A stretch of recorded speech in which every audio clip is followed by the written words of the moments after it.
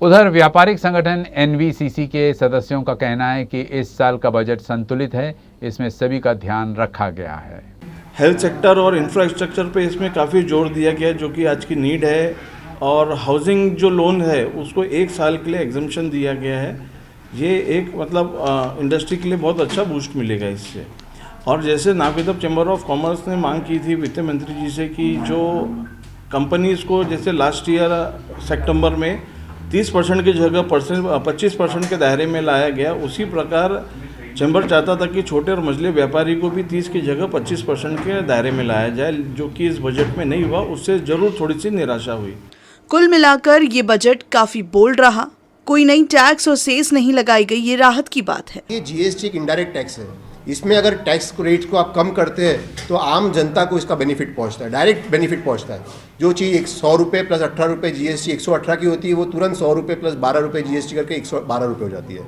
तो महंगाई भी कम होती है, आपका इन्फ्लेशन भी कम होता है, और साथ में जो वो आम आदमी को जो मार पड़ती है टैक्स का, वो भी कम होती है। थोड़ा सा उसमें हमको निराशाजनक रही, बट मैं फिर भी कहूँगा कि ये बजट बोल्ड बजट है। जो इस हिसाब से फिस्कल डेफिसिट 9.5% का हमारे सामने दर्शाया गया कि 9.5% फिस्कल डेफिसिट है, उसको देखते हुए भी कोई नए प्रकार की टैक्स, कोई नया प्रकार का सेस नहीं लाया गया। ये एक बहुत बड़ा बोल्ड स्टेप है। उसके लिए मैं गवर्नमेंट को कंग्रेचुलेट करूँगा। चेंबर के वाइस प्रेसिडेंट संजय अग्रवाल ने कहा कि लोहे के बढ़े हुए भाव पर वित्त मंत्री को सोच विचार करना चाहिए था। मंत्रालय ने स्टील के बढ़ते हुए प्राइसेस का संज्ञान लेते हुए उसकी कुछ इंपोर्ट ड्यूटी कम करने के बारे में, कुछ कंसेशंस जो है उन्होंने एडीडी और सीवीडी जो है वो विड्रॉ करने के बारे में बोला है।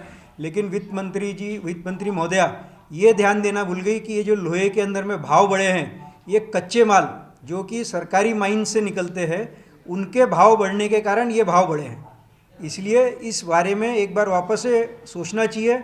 अपन करने कुछ अच्छा चीज़ जा रहे हैं, ये ना हो कि एग्जिस्टिंग इंडस्ट्री को जो है इससे सेटबैक मिले और वापस से लोहे के अंदर में रिसेशन आ जाए। 75 साल के ऊपर के लोगों को टैक्स पर छूट तो मिली है, मगर जो सोचने वाली बात है वो बताई एनवीसीसी के direct tax convener Sandeep Jotwani ने। मैं Sandeep Jotwani, direct tax convener NVCC.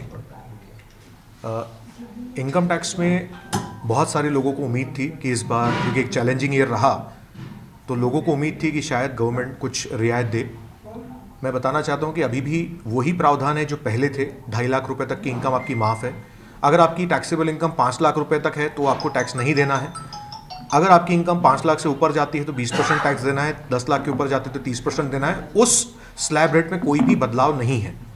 हाँ, एक बदलाव जो आज सरकार ने अनाउंस किया है, जो कि टैक्स ऑडिट रिलेटेड है, कि टैक्स ऑडिट की लिमिट 5 करोड़ से बढ़ा के 10 करोड़ कर दी गई है। लेकिन इसमें सबसे बड़ा मुद्दा यह है कि उसमें डिजिटल ट्रांजैक्शन होना चाहिए 95%।